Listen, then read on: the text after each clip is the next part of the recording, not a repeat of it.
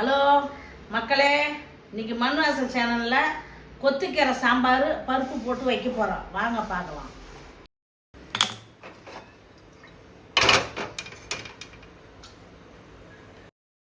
பருப்பு கழுவி வச்சுக்கிறேன்.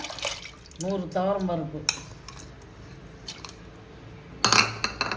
2 தக்காளி பருப்பில் வேக போகிறோம். அப்புறம் தாளிக்க கூட தனியாக வெங்காயம் தக்காளி தாளிச்சுக்குவோம். மஞ்சத்தூள்,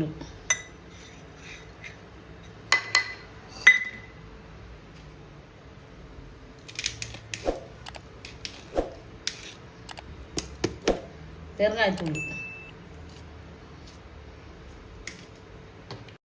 போட்டு வேக வச்சுக்கிறேன்.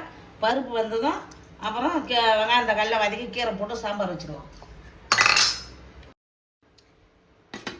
குக்கரை மூடி 4 விசில் வந்ததும் பருப்பு எடுத்து தாளிக்க வேண்டியதுதான். தண்ணியில் வாஷ் பண்ணி வச்சுக்கிறேன். பருப்பு வந்ததும் சாம்பார் வைக்க வேண்டியதுதான்.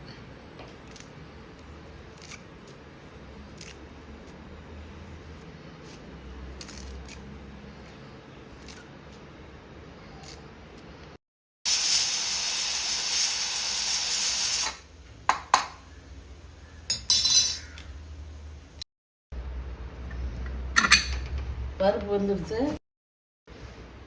பூண்டு நசுக்கி தாளிக்கணும்.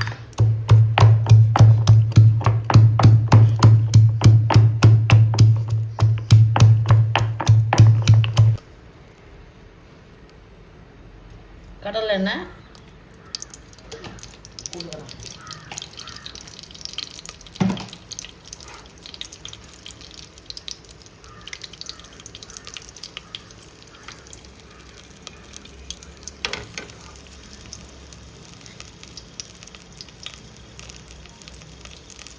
கடுகு,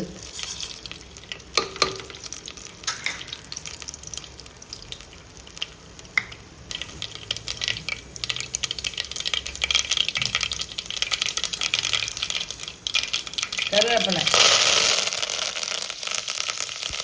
நறுக்கி வச்ச பூண்டு பருப்பில் கொஞ்சம் போட்டுக்கலாம். இப்போ தாளிக்குள்ளே பூண்டு போட்டு தாளிச்சா வாசனையாக நல்லாயிருக்கும்.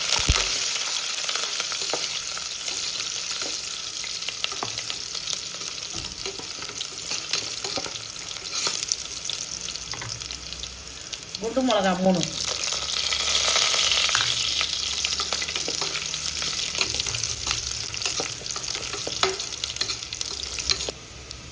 பொடி பண்ண வெங்காயம், சின்ன வெங்காயம்,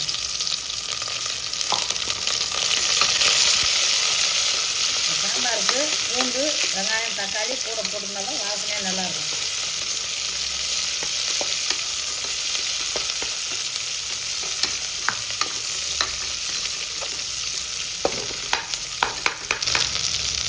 தேவையான உப்பு போட்டுக்கிறோம். சாம்பாருக்கு இது போட்டால் வெங்காயம் தக்காளி தட்டு வதங்கும்.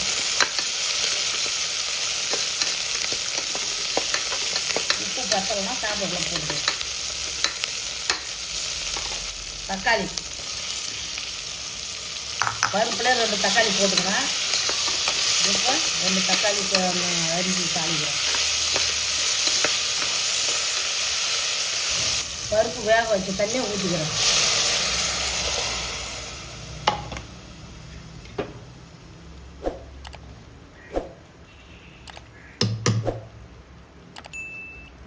மிளகா பொடி தேவையான அளவு,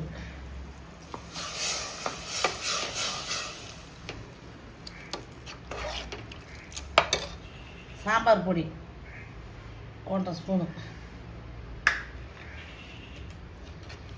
பருப்பை கடைஞ்சி ஊற்றிக்கிறோம். வேக வச்ச பருப்பை கடைஞ்சி ஊற்றிக்கிறோம் சாம்பாருக்கு.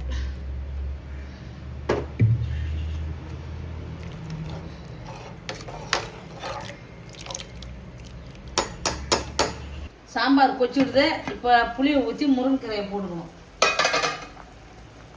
இப்படி காட்டு புளியுதே. முன்னாடியே தக்காளி பருப்பில் போட்டுக்கணும். மறுபடியும் அரிஞ்சு தாளிச்சிக்கணும். இப்போ கம்மியாக தான் புளி ஊற்றணும்.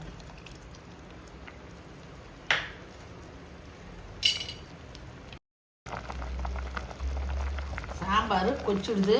முருங்கைக்கீரையை போட்டுக்கணும். கொத்துக்கீரை சாம்பார்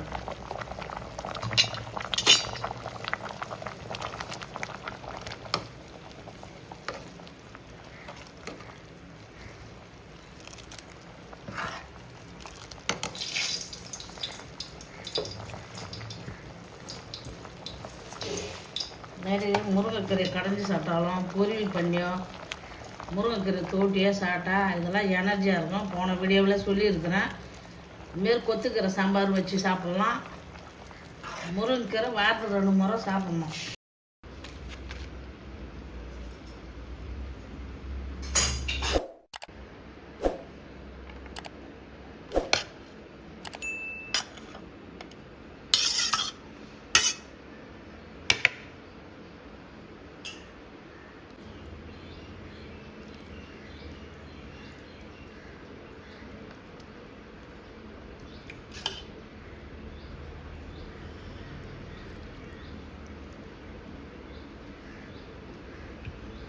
கொத்துக்கீரை சாம்பார் சூப்பராக வாசனை வருது.